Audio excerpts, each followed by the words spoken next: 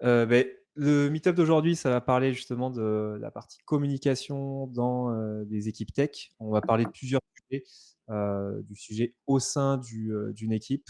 Comment est-ce qu'on peut communiquer? Comment est-ce qu'on peut faire, du mentoring, justement, du mentoring technique, du coaching technique et même comment est-ce que les différents membres d'une équipe doivent communiquer entre eux? Ensuite un peu plus, à l'échelle.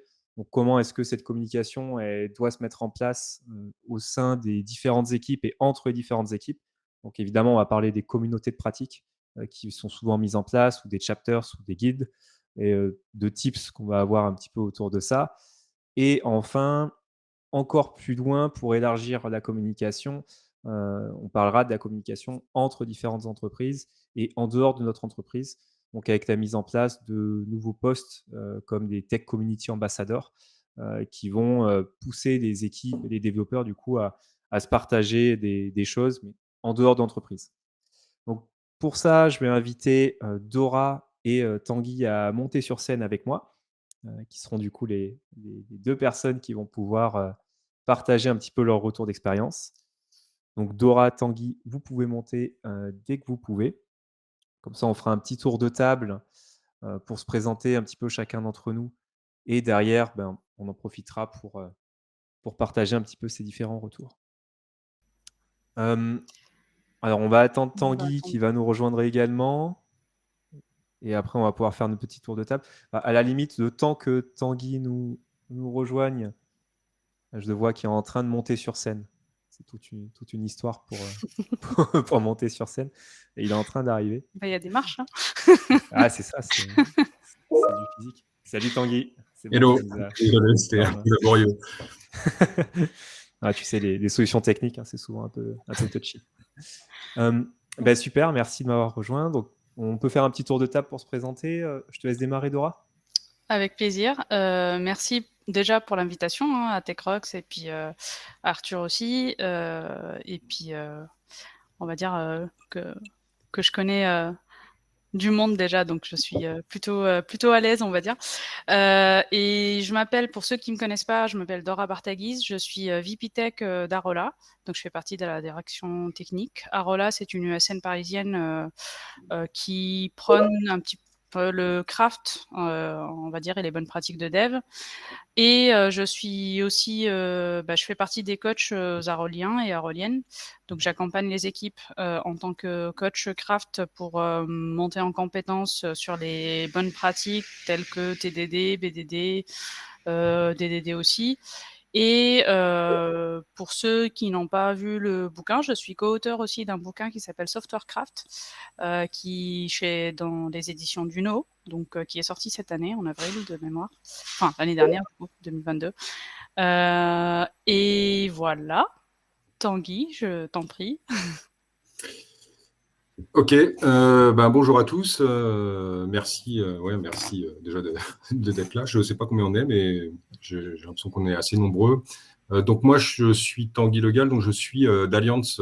Enfin, je travaille pour le groupe Allianz en fait, et je suis chez Allianz Technologies, donc on va dire la branche IT de l'assureur. Alors moi, perso, j'ai rejoint cette entreprise en 2003. Je suis manager d'un département IT aujourd'hui. Et j'ai une grande expérience de management, on va dire, depuis 2007, autour de tout ce qui est équipe web, développement web. Et aussi, alors pourquoi je suis là aujourd'hui, et merci Arthur et à TechRock pour l'invitation, en fait, parce que j'ai largement contribué à lancer des communautés de pratique, en fait, autour du craft en local France chez Allianz.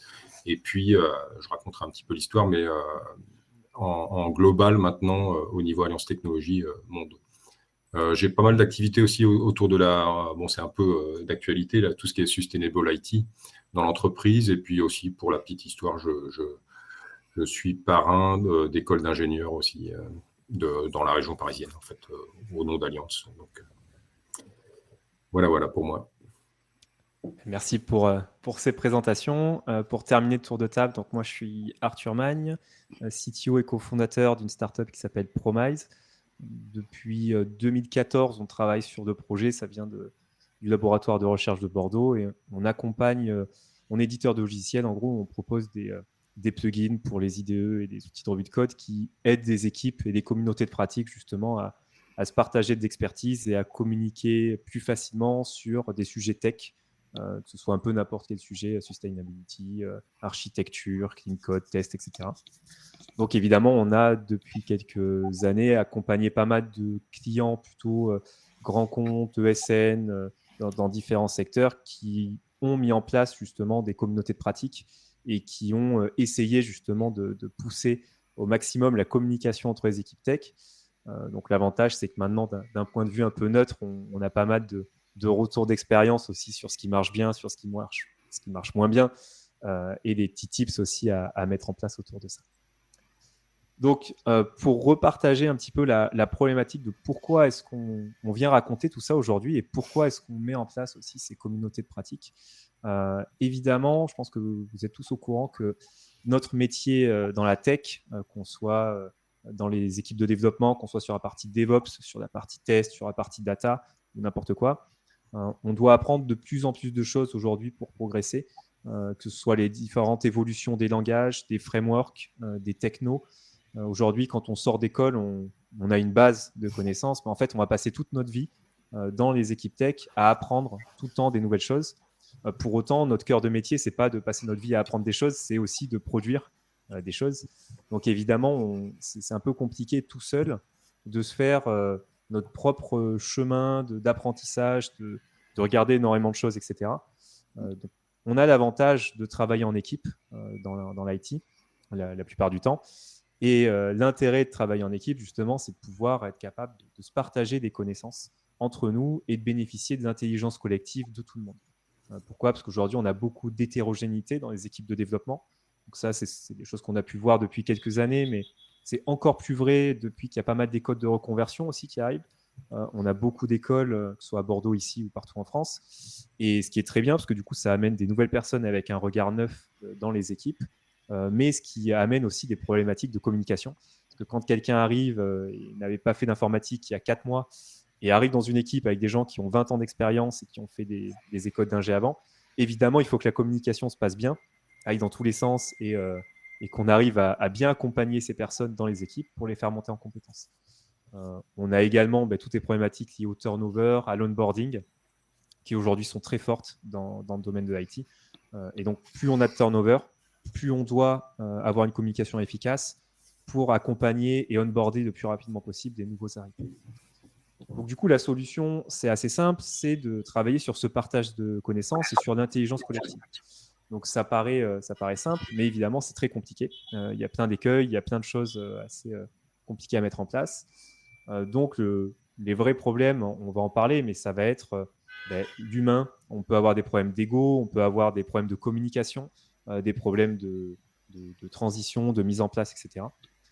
Et l'idée, c'est de voir un petit peu justement ce que vous avez comme retour d'expérience, Dora et Tanguy, à ce niveau-là. Donc, toi, Dora, qui fait du coaching technique justement et qui est un petit peu mentor d'équipe, comment ça se passe du coup quand tu rentres dans un nouveau contexte avec des nouvelles équipes ?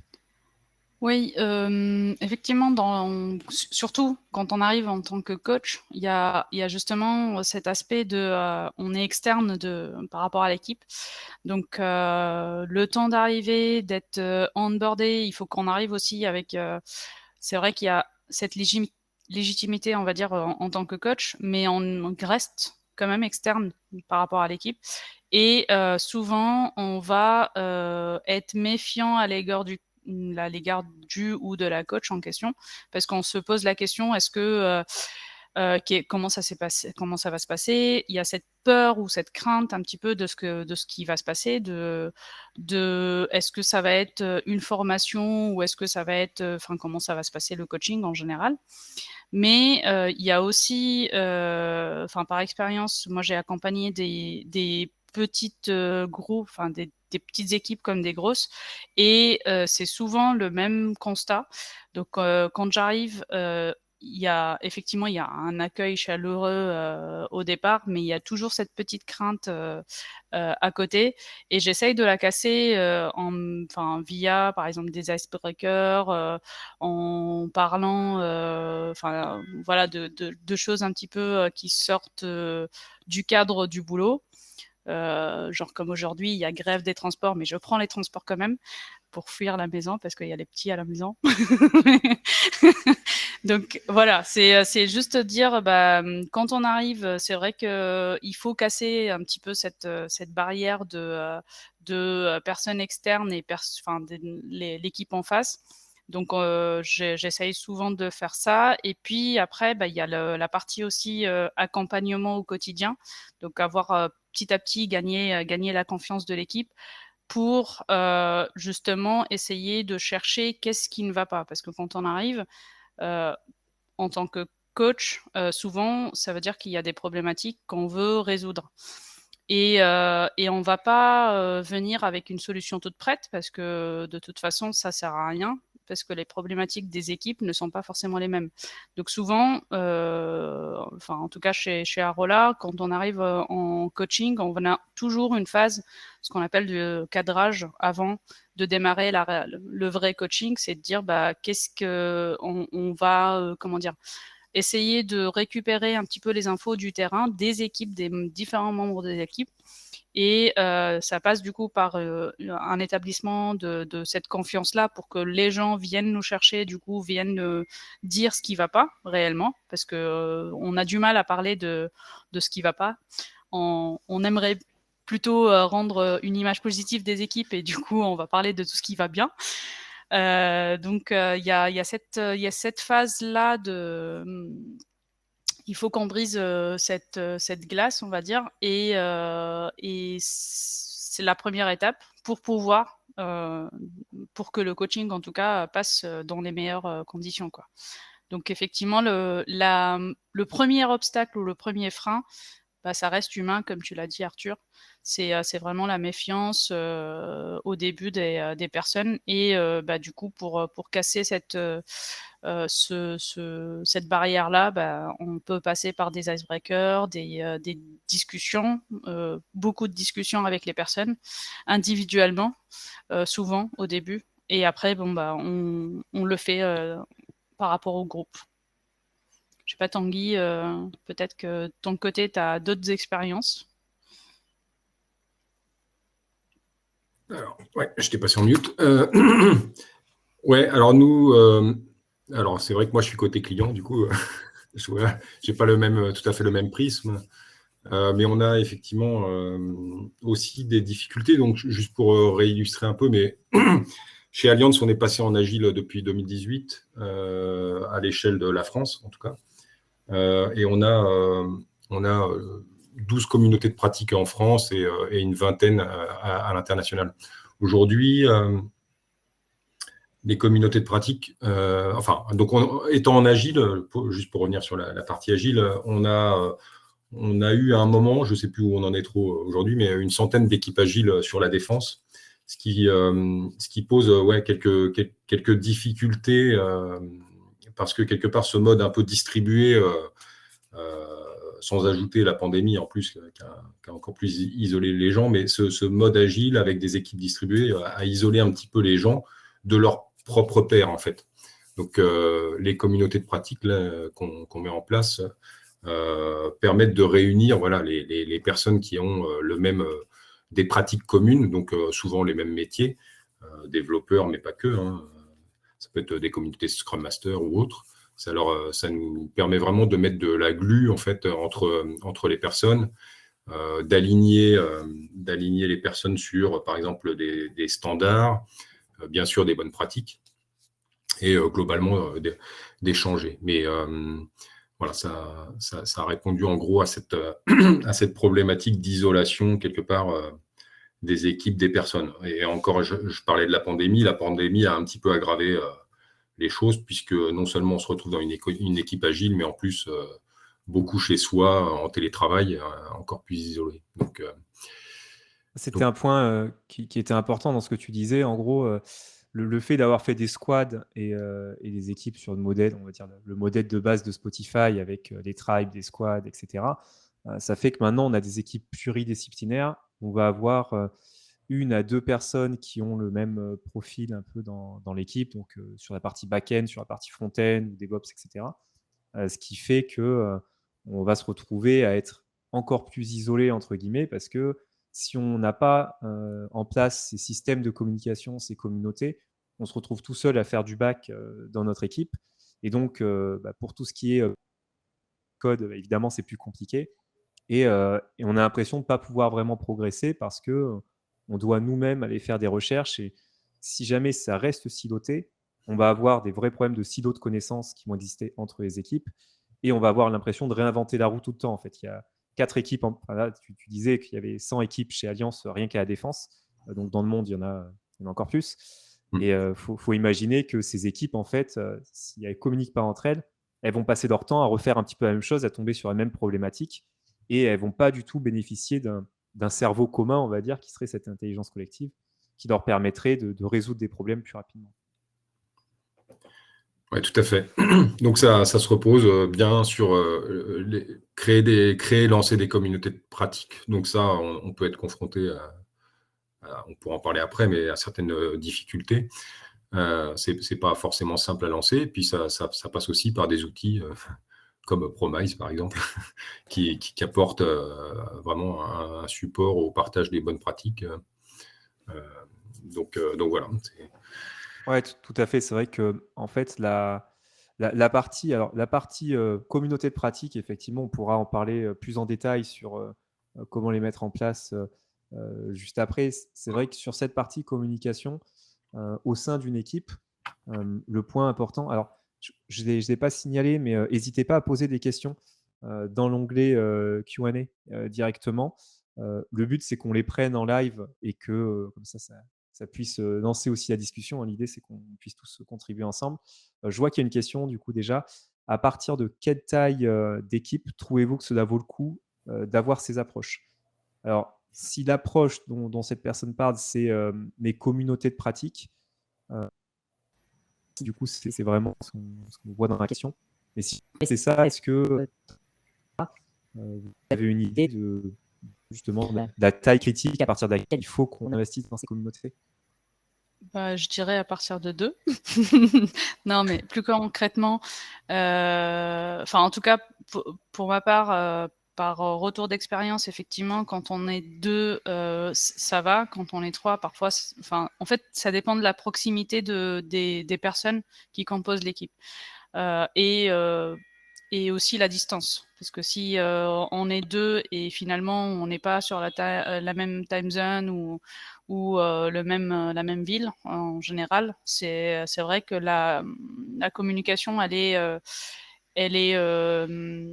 réduite par rapport à si on est côte à côte sur le bureau. Voilà, c'est pas tout à fait pareil. Mais en fait, dans tous les coachings, en tout cas, que je mène, souvent, je propose d'appliquer un petit peu le pair programming full time, parce que ça aide à briser cette isolation des personnes. Et ça permet d'anticiper, du coup, par exemple, les revues de code, d'anticiper des discussions, de potentiellement alimenter effectivement des bonnes pratiques. Et du coup, si on utilise, comme disait Tanguy, si on utilise encore des outils comme Promise, ça permet de rajouter, d'enrichir un petit peu les pratiques de l'équipe. Mais en tout cas, je pense que pour répondre à la question, il n'y a pas de taille minimale. Ça dépend de la composition de l'équipe, ça dépend de l'affinité entre les membres, quoi. Tanguy, je ne sais pas si tu as envie de rajouter.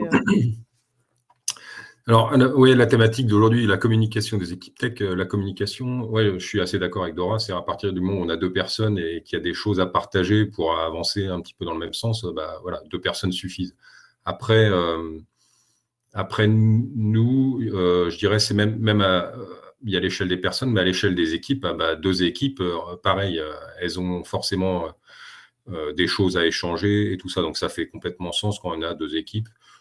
Chez nous, les équipes, je dirais, que j'ai pu voir, il y a des équipes où il y a, alors c'est un peu triste, j'ai envie de dire, et c'est pas conseillé, mais il y a des équipes où il y a un seul développeur, par exemple, mais il n'y en a pas trop, heureusement, mais jusqu'à environ 10 développeurs.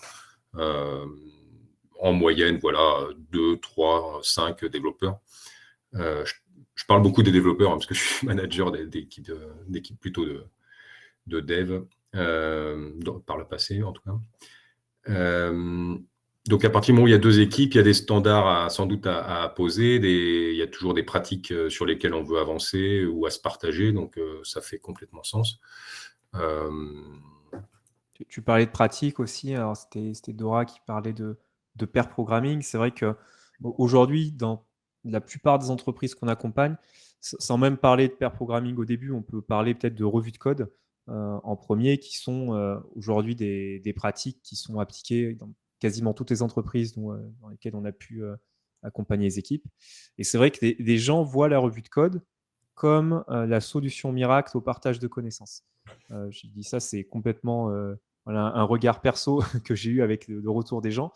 Mais des gens se disent, en fait, on va mettre en place la revue de code, donc c'est bon, on va résoudre un peu nos problèmes de communication et de partage de connaissances parce qu'il y a quelqu'un qui va relire le code de quelqu'un d'autre, etc. Mais on a eu beaucoup de problèmes aussi, on a identifié beaucoup de problèmes avec ces revues de code, des problèmes très simples du type, en termes de communication, quand quelqu'un vient d'arriver dans l'équipe et se prend 40 commentaires sur de la syntaxe dans le code qu'il a écrit, tout de suite, ça va frustrer. On a des règles d'un peu d'égoless programming qui peuvent arriver. Il y a plein de choses autour de la revue de code que ça ferait l'objet d'un webinaire de 4 heures. Mais effectivement, il y a plein d'écueils parce que la revue de code aujourd'hui va plus servir, j'ai l'impression, comme un outil de partage de connaissances, mais plutôt comme un filet de sécurité. On va se dire, en fait, on va sécuriser le code qui va passer en prod. Donc, on rajoute une couche de QA qui est justement de la revue. Et en fait, la QA se transforme en quelqu'un qui va essayer d'être un linter humain et d'aller identifier des problèmes. Et souvent, les gens vont identifier des choses qui sont des problèmes de syntaxe ou des problèmes qui sont, entre guillemets, des plus simples à identifier, des méthodes trop grandes, des trucs qui ne sont pas respectés en termes de nommage, etc. Et en fait, on passe souvent à côté des problèmes de fond ou des pratiques, des gestes à appliquer sur c'est quoi justement, comment on doit rédiger nos tests, c'est quoi un test pertinent, c'est comment on doit instancier des composants, comment on log des erreurs, etc. Et je ne sais pas si Dora, par exemple, tu as eu ce même retour parce que tu as dû accompagner des équipes sur cette partie revue de code, j'imagine. Oui, et justement, enfin, un des travers aussi de la revue de code, c'est finalement, ça devient la même personne qui revue le code de toute l'équipe. À un moment donné, à force d'avoir des retours différents de tout le monde, finalement, c'est la personne qui a la casquette tech lead qui fait la revue de code de tous les devs. Et ça réduit encore plus la communication parce que même si on est, comment dire, on a un lien, on va dire, naturel avec la personne, souvent, le tech lead s'est pris, en tout cas, enfin, la personne, elle est considérée comme un manager au final, donc comme une sorte de hiérarchie, et donc on va pas forcément critiquer entre guillemets. Et enfin, c'est un petit peu le travers justement de la revue de code, et c'est pour ça que nous, en termes de coaching, on essaye de montrer justement ces points d'amélioration et dire ok, vous avez ce pain point là, sachant que potentiellement certains ou certaines devs de l'équipe ont un avis peut-être qui peut être constructif, mais qui n'osent pas justement le donner parce que ou à cause de cette création de hiérarchie implicite, quoi. Et du coup, ce qui fait que souvent, ce qu'on va plutôt amener, c'est soit, enfin, si la revue de code, quand on veut qu'elle soit la plus constructive possible, c'est autant la faire en groupe. Donc, et ne pas forcément avoir une personne qui est derrière son écran qui est revue. Ou alors, mieux, c'est d'avancer cette revue de code et la faire en live en faisant du pair ou du mob programming. Là, tout de suite, y a tout le monde qui en profite et souvent, pareil, enfin, quand on fait du pair, finalement, on arrive à trouver la personne avec qui on est en phase et du coup, en faire du pair programming avec tout le temps la même personne. Et c'est là où nous, enfin en tout cas, moi en tant que coach, je vais conseiller plutôt de changer les pairs pour justement, même si on n'est pas d'accord avec la personne avec qui on va faire du pair, c'est là où il y aura des discussions enrichissantes et c'est là où on va améliorer justement la communication dans l'équipe. Parce que si on reste tout le temps en train de travailler avec les mêmes personnes avec qui on a l'habitude de travailler, en fait, on revient à s'isoler naturellement, quoi.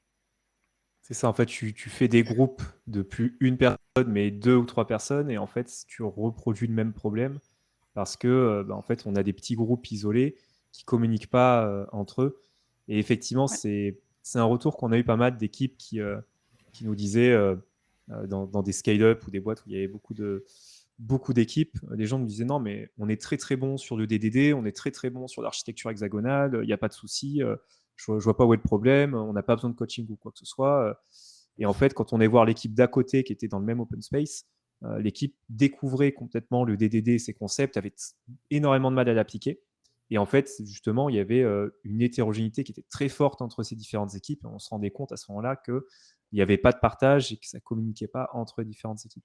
Donc c'est vrai que le pair programming, le mob programming et la revue de code, si c'est appliqué juste dans le cadre d'une équipe, en fait, on résout une partie du problème, on commence à démarrer la communication, mais en fait, on ne résout pas le problème global du partage de connaissances et de la capitalisation surtout, et ça peut poser problème. Je ne sais pas, Tanguy, toi, si tu as un regard un peu différent. Oui, je peux partager un petit peu ce qu'on fait ou ce qu'on aimerait faire autour de ça. Déjà, la revue de code, dans le temps, il a fallu les mettre en place. Ça, il y a quand même quelques objections, un peu naturelles de montrer son code, son savoir-faire, de l'exposer et de se, entre guillemets, décomplexer par rapport à ça, parce que ça, c'est déjà une étape qui est pas évidente pour chacun, hein. Après, quand on y arrive et qu'on voit que finalement, ça peut se faire en toute bienveillance et qu'on n'est pas là, on va dire, pour critiquer négativement ce qui a été fait, on a tous un certain niveau et le besoin de progresser. Donc, quand on a passé cette étape-là, globalement, chez nous, c'est à peu près en pair programming, là, avec les pull requests, tout ça. Il y a du partage sans trop de problèmes. Juste pour illustrer aussi, et c'est là où les communautés elles peuvent amener de l'intérêt. On a des événements qu'on appelle chez nous les code surgery et qui permettent aussi de partager son code. L'idée, c'est de venir lors de cet événement avec une problématique sur le code de son application et de l'exposer justement à la communauté pour essayer de résoudre les problèmes ensemble. Donc, alors, on n'en a pas fait des centaines comme ça, mais ça a eu un certain succès. Et après, bon, là, c'est plus le manager qui parle, mais on aimerait quand même travailler aussi sur des revues de code croisées. Mais c'est pareil, le but étant pas d'être retombé dans quelque chose de type contrôle ou je sais pas quoi. Le but est de sécuriser un petit peu plus les applis. Mais les revues de code croisées, ce serait plus d'une équipe sur une autre. C'est-à-dire un tech lead d'une équipe qui aurait certaines bonnes pratiques irait revoir le code de l'équipe d'à côté et vice-versa. Et encore une fois, tout ça en toute bienveillance et sans intervention du management. On n'est pas, encore une fois, dans du contrôle. On est juste pour, entre guillemets, sécuriser et se partager les bonnes pratiques. C'est un autre format, quoi. C'est vrai que le code surgery là, dont tu parles, c'est un exemple. Il y a une question de Baptiste sur pouvez-vous donner un exemple concret d'une mise en place pour faciliter cette communication? En fait, c'est vrai que l'objectif, c'est de faciliter le travail pour les équipes de dev, pour que ce ne soit pas vu comme quelque chose de complémentaire, de supplémentaire, qui va être chronophage. Nous, on peut prendre l'exemple avec les ateliers de revue de pratique qui sont complémentaires aux revues de code. En fait, on a la revue de code classique où on va aller identifier des problèmes lors des code reviews, lors des merge requests, etc., qui peut se faire de manière synchrone avec du pair ou du mob programming. Maintenant, quand on va parler de nos pratiques, de la manière de faire dans le code, on s'est rendu compte que les revues de code, ce n'était pas forcément le bon format, ou même le pair programming ou le mob programming. Pourquoi? Parce que souvent, il faut que toute l'équipe soit là ou carrément toute une communauté soit là pour valider aussi des nouvelles manières de faire. et même pour partager un retour d'expérience sur, bah, tiens, j'ai trouvé, telle solution pour le logger et cetera. Là, c'est bien que toute équipe soit là et qu'on soit pas juste en train de mettre un commentaire à une seule personne. Le problème des revues de code, c'est que souvent, c'est en un pour un, donc un peu comme quand on fait du pair. Mais l'objectif, c'est que ça permette de capitaliser, de partager ça à toute l'équipe en entière, pas uniquement, à une seule personne. Puis en plus, c'est très volatile quand on fait du mob programming ou du pair programming. Ça va être souvent des échanges à l'oral et on va avoir souvent, tendance à dire des choses, à pas les enregistrer, on va pas capitaliser là-dessus et dès qu'il y a du turnover, ou dès qu'il y a des gens qui changent d'équipe, c'est pareil, on va tout perdre. Donc c'est important de pouvoir, valider des choses sous la forme, nous, ce qu'on a mis en place, c'est, de manière asynchrone, de se réunir avec toute l'équipe ou toute une communauté de pratique toutes les semaines ou toutes les 2 semaines pour discuter justement des différentes pratiques qu'on a mis en place. Donc là, ça sort du cadre des revues de code et ça permet de remonter des choses pendant les revues de code, justement qui sont plutôt des pratiques et comme ça, on n'en parle pas dans les revues de code, ça bloque pas, ça ralentit pas le lead time pour ceux qui suivent un petit peu Accelerate. Dans les forky metrics, il y a le lead time, le temps qu'il faut pour du code à partir en production. Le problème des revues de code, c'est que souvent des équipes nous disent, en fait, c'est un bottleneck. Les revues de code, ça nous bloque, ça bloque la chaîne de production. Et l'objectif, c'est de les fluidifier au maximum. Et pour les fluidifier, en fait, il faut sortir des sujets qui ne devraient pas être vus en revue de code dans d'autres formats. Donc des formats, comme tu disais, des code surgery, des points de guide ou des points d'équipe où on va discuter vraiment de tout ça. Et l'objectif, c'est de capitaliser un petit peu là-dessus. Il y a une autre question du coup qui arrive derrière, qui est encore sur le pair mob programming, c'est quelle stratégie ou bonne pratique on peut mettre en place pour encourager ce pair et mob programming. Et dans la question d'ailleurs, la personne dit on se heurte parfois à un refus de la part des devs. Alors c'est marrant parce que moi de retour d'expérience, j'aurais plutôt dit que c'était un refus de la part des managers qui ont l'impression que quand on est à deux devant un ordi, on brasse de l'air. Mais je sais pas, ouais, est-ce que Dora, toi, tu as justement dans ton coaching, tu fais beaucoup de pairs. Qu'est-ce que tu en penses? Exactement. En fait, ça je ne suis pas étonnée de la remarque de la question, dans le sens où, effectivement, on s'attend à ce que le ou la manageuse, manager, en question qui est le frein, par rapport au pair programming, mais parfois, c'est les devs mêmes qui sont, ce frein-là, avant même, alors que même parfois les managers sont convaincus et ça rejoint le côté, le frein humain, au final, de ce qu'on s'est dit au début.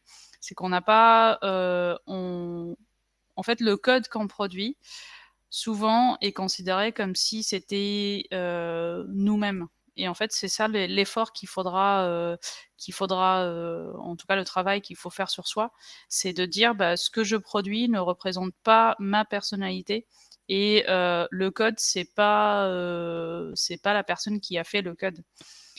Et c'est ça le problème quand on fait, des revues de code ou du pair, certaines personnes, ont peur d'être jugées, par rapport à ce qu'elles produisent et en fait, l'idée, c'est de dire, au lieu de penser plutôt à l'inconvénient de cette, pratique, plutôt, heu, penser à ce que ça va vous apporter en termes de connaissances, en termes de discussion, en termes d'autres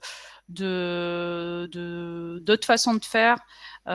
C'est ça ce qu'on cherche et on cherche à grandir ensemble et en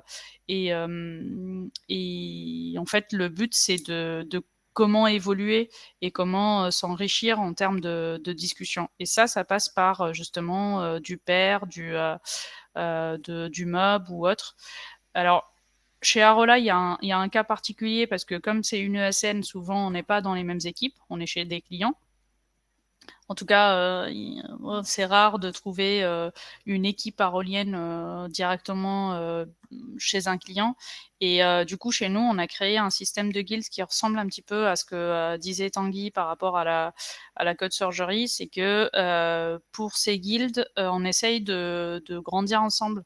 Donc on a des réunions, par exemple, toutes les 2 semaines et c'est des retours d'expérience de ce qu'on a fait côté, on va dire quotidien et du coup, comment on s'améliore ensemble, même si on n'est pas dans les mêmes écosystèmes et c'est justement ça l'avantage, c'est comme on n'est pas dans les mêmes écosystèmes et donc là, je pense au sein d'un même client, c'est des équipes différentes, là où on apprend beaucoup de choses. Et justement, un de mes clients où j'avais proposé de faire des revues de code cross équipes, donc des équipes qui font potentiellement des revues de code ou même des pair programming avec d'autres équipes. Et en fait, on se rend compte qu'on apprend plus rapidement parce que du coup, ah oui, on n'a pas vu comme ça. Ah oui, vous utilisez tel outil ou tel techno ou tel lib. Ah comment ça se passe, comment ça se fait? Eh ben, on va créer directement une session de formation, peut-être d'1 heure ou 2 heures ou une presse sur cet outil-là. Et puis, du coup, comme ça, toutes les équipes, en fait, commencent à utiliser probablement la lib en question, quoi. Donc ça, c'est l'avantage aussi de faire cross-équipe. Ouais, et puis en fait, c'est assez lié aux valeurs poussées par le software craftsmanship, par exemple, qui sont le mentoring, l'échange et la création de communautés, justement, le partage, pour rentrer dans une démarche d'amélioration continue dans l'équipe. C'est vrai qu'on a eu le cas rarement de personnes qui ne voyaient pas vraiment l'intérêt de partager avec les autres, mais c'est quand même assez minoritaire. De notre point de vue, on se rend compte que si les tech leads, justement, rentrent dans cette position de mentor et encouragent ces pratiques-là, par mimétisme, en général, le reste de l'équipe a tendance à suivre. Et quand il y a des personnes qui peuvent guider comme ça, en général, ça se passe assez bien. Alors, je vais faire le timekeeper, je vois le temps qui avance. Je vois qu'il y a pas mal de questions qui se stackent. Donc, on va pouvoir rentrer dans le vif du sujet, parce qu'il y a pas mal de questions autour de ça, qui sont justement la mise en place des communautés de pratiques. Juste avant, je prends une dernière question qui est encore sur ces pratiques. Greg qui demande comment est-ce que vous formalisez les pratiques. Alors, c'est une très bonne question sur laquelle je vais me jeter dessus. De notre côté, avec Promise, on a créé des plugins justement pour les IDE et les outils de revue de code qui permettent aux équipes de remonter, en sélectionnant du code directement depuis leur IDE, par exemple, des pratiques ou des sujets de discussion. Et ces pratiques, après, en fait, sont formalisées sous la forme d'un nom, d'une petite description et des exemples de code associés avec les refactoring. Et tout ça, c'est stocké et c'est directement disponible dans les IDE. L'objectif, ce serait d'éviter pour nous de les mettre dans des outils comme Confluence ou Notion qui sortent des équipes de leur environnement. Il faut que ça reste dans l'IDE ou dans les outils de revue de code. J'en parlais hier aussi avec Sébastien Legal, peut-être un lien avec toi, Tanguy, qui est Engineering Director chez Mythic. Et chez Mythic, ils ont mis en place justement ces communautés. Ils font un petit peu ce qu'on explique en termes de revue de pratique. Et eux, ils enregistrent sous la forme d'ADR, Architecture Decision Record. Donc, ça peut être aussi un format pour certaines pratiques enregistrées de cette manière-là. Mais voilà, il faut les formaliser pour capitaliser dessus, c'est important. Justement, vas-y, Tanguy. Pardon. Ouais, j'avais une autre réponse pour compléter. Par exemple, quelque part, nous, l'enregistrement des bonnes pratiques, c'est notamment celles qui sont partagées dans nos événements, donc nos événements de type BBL, hein, donc un peu mini-conférence. Et juste pour info, nous, on les enregistre tous. Donc, on en est à plus de 140, en fait. Donc, on commence à avoir, on va dire, un petit YouTube interne des bonnes pratiques partagées voilà, dans des vidéos pour tous ceux qui auraient manqué ou qui voudraient revenir sur une thématique passée. Voilà. Oui, je voulais rebondir aussi par rapport à tout ça. C'est que souvent, on va essayer de chercher des solutions justement pour améliorer les connaissances. Et on se dit, en créant justement peut-être de la doc, en créant des manuels d'utilisation, potentiellement des wikis type Confluence, etc. Et en fait, il y a ce qu'on appelle aussi, c'est un bouquin qu'a écrit Cyril Martrer sur la Living Duck, où c'est là où il explique des techniques et des façons de faire pour que justement on apporte cette connaissance de telle sorte qu'elle soit directement lisible dans le code. On va enrichir le code avec ce qu'on appelle des marqueurs pour justement enrichir le code et de telle sorte qu'il soit aussi auto-porteur de formation, quoi. Auto-formateur, quoi. Donc il y a plusieurs manières, effectivement, comme tu dis, de partager un petit peu cette connaissance. dans le doc directement, c'est une bonne manière, quand c'est des trucs spécifiques au code, de les rentrer de cette manière-là. Parfait. Et bon, du coup, pour rentrer vraiment dans la partie communauté de pratique, donc, est-ce que, par exemple, Tanguy, vu que tu as contribué fortement à la mise en place de ces communautés chez Alliance, tu peux nous donner justement un retour de comment ça s'est passé, qu'est-ce qui a bien fonctionné, qu'est-ce qui a peut-être moins bien fonctionné? Ouais. Alors déjà, comme je l'ai expliqué, on a lancé 12 communautés en France. Je vais parler plutôt de la communauté Craft sur laquelle j'étais le plus actif. Donc nous, on l'a lancé fin 2019, l'émergence de l'idée de faire ça. Et puis le lancement en juillet 2020, en fait. Et comme je le disais, on est à peu près à 140 événements à date. Donc alors c'est pas évident de lancer une communauté de pratique comme ça il s'agit de mobiliser quand même quelques personnes.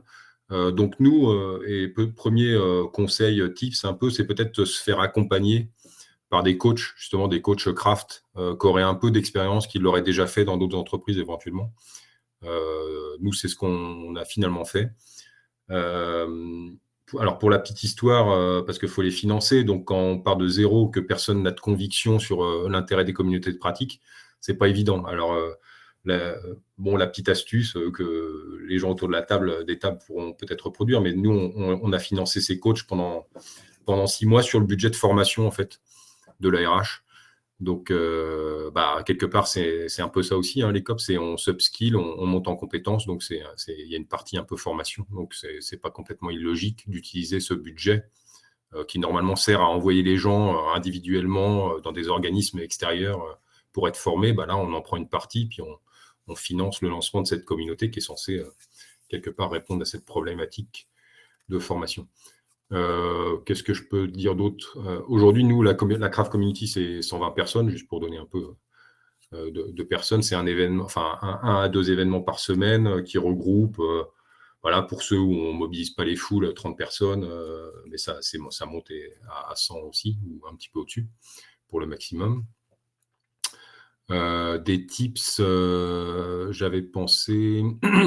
Alors, faut forcément identifier dans la population de la communauté nous ce qu'on appelle des ambassadeurs, c'est-à-dire les gens les plus motivés pour l'organiser. Donc nous ça représente à peu près 10% des 120, le nombre d'ambassadeurs.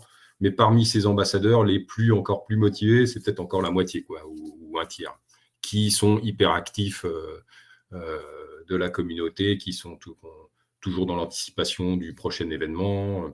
Voilà. Après, il y a bien sûr tout un cadre de fonctionnement à mettre en place, c'est-à-dire un rendez-vous hebdo où on se parle on anticipe les événements, on trouve les speakers.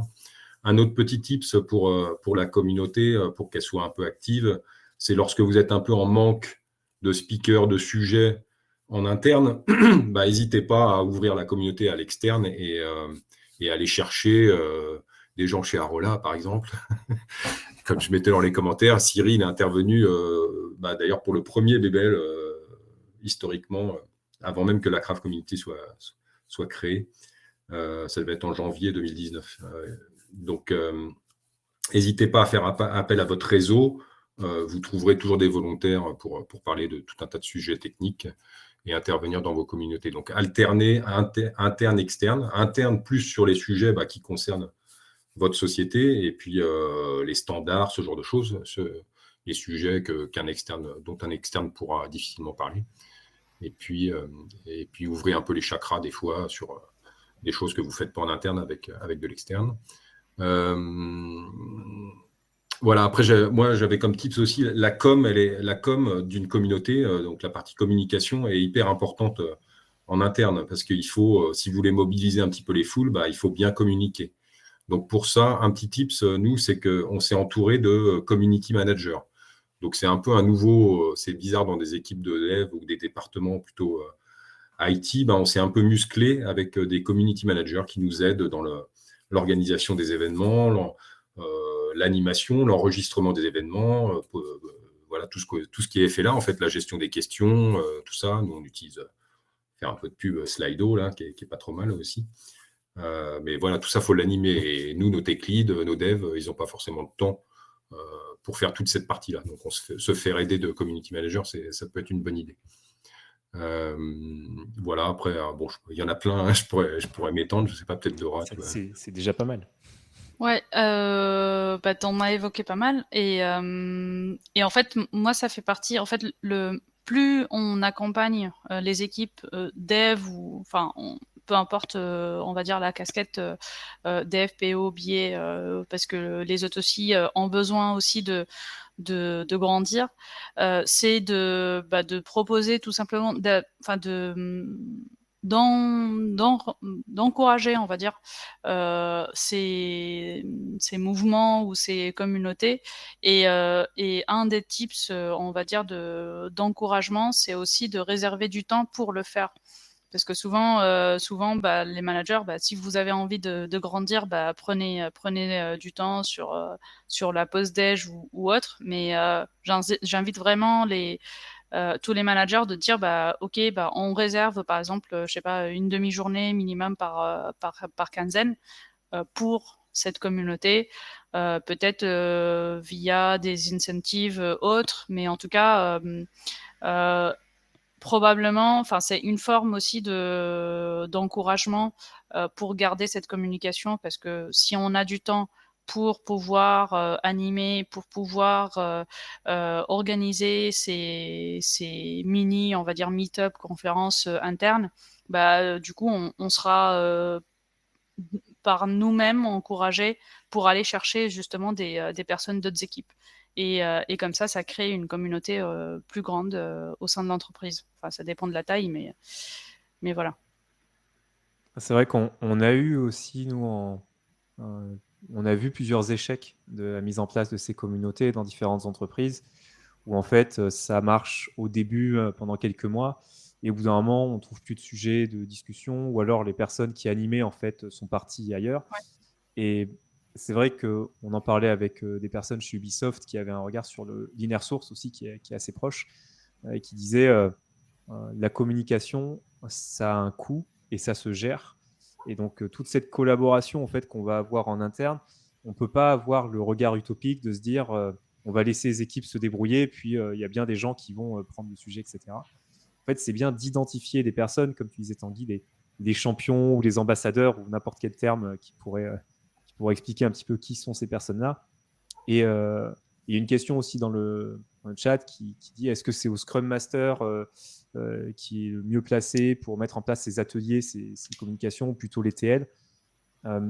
Alors, de mon point de vue, ce sera plutôt des personnes sur la partie tech lead, vraiment technique, qui ont une volonté de faire monter tout le monde en compétences. Donc, c'est assez lié au craft et on va dire au profil, par exemple, des gens qu'on peut trouver chez Arola. Mais il faut vraiment les identifier, il faut vraiment leur dire presque sur leur fiche de poste. On l'a vu avec différentes entreprises, c'est carrément inscrit dans les fiches de poste sur l'année ou dans les objectifs de créer ces communautés, de faire monter tout le monde en compétences et du coup, on doit rendre des comptes presque sur voilà, on a animé ça, on a communiqué là-dessus, etc. C'est important que ce ne soit pas juste un truc annexe pour les équipes où si on le fait, c'est bien, si jamais on est sous pression, on ne le fait pas. Parce qu'évidemment, là, c'est quasiment toujours raté. Donc, il faut que ça fasse partie de l'entreprise et il faut que le manager et les personnes en charge du management soient conscientes de ça. Et donc là, on retombe sur la communication, mais pas juste au niveau d'équipe technique, mais entre les équipes techniques et les personnes qui ne sont pas techniques, pour leur expliquer à quel point c'est important dans notre métier de rentrer dans cette phase de communication. Et si jamais on le fait pas, en fait, on va droit dans le mur, on va pas évoluer. Et dans 6 mois, on sera tous has-been et on utilisera des technos qui sont obsolètes, on aura plein de failles de sécurité, enfin bref, tout ce qui va derrière. Juste pour réagir à la question. Vas-y. Non, pour réagir vite fait à la question, en fait, en théorie,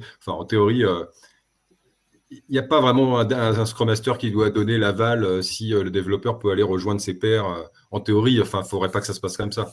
Je dirais qu'il faudrait plutôt que le Scrum Master lui-même, de son fait, aille rejoindre de temps en temps la communauté des Scrum Masters, parce qu'on peut parfaitement avoir une communauté des Scrum Masters. Il y a quand même pas mal de choses à partager.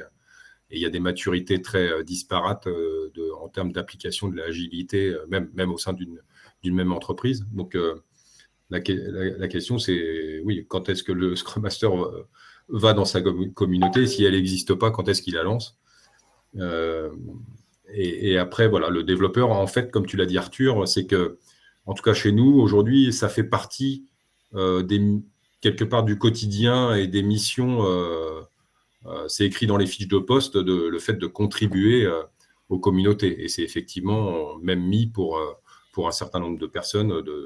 On essaie de les embarquer aussi au travers de l'objectivation de ça. Parce qu'en fait, c'est pas vraiment une option, en fait, les communautés, finalement.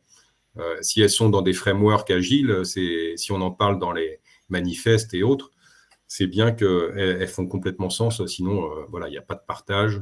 Chacun bosse dans son coin. C'est pour ça que je disais, il faut allouer du temps justement pour ça. Et moi, je prends l'exemple chez Arola où justement pour les animations de ces guildes-là, on a besoin de temps pour le faire.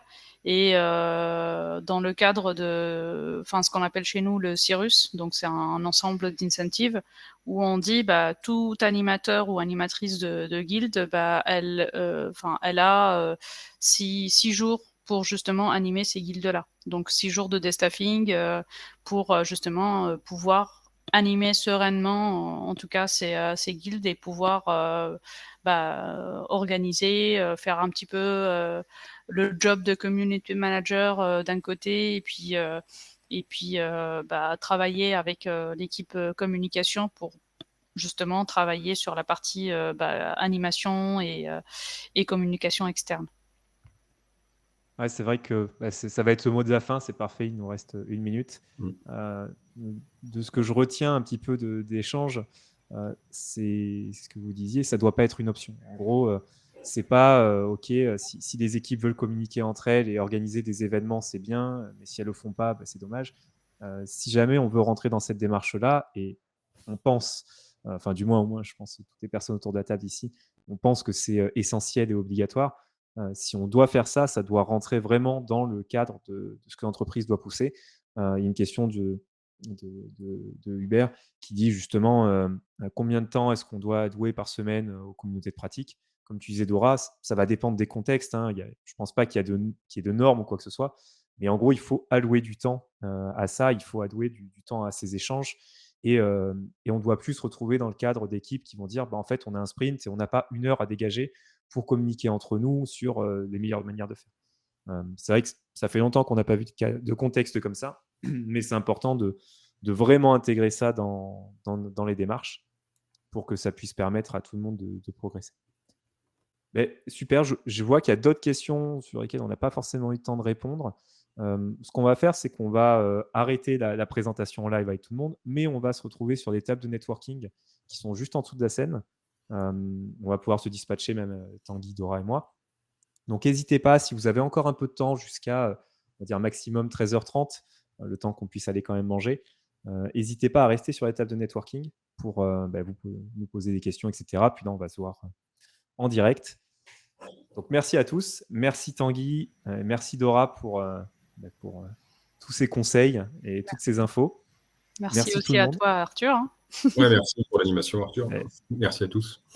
Avec plaisir, on se croirait sur Twitch, c'est parfait. Merci tout le monde, et puis on se retrouve sur les tables de networking dans quelques instants. À tout de suite. À tout de suite.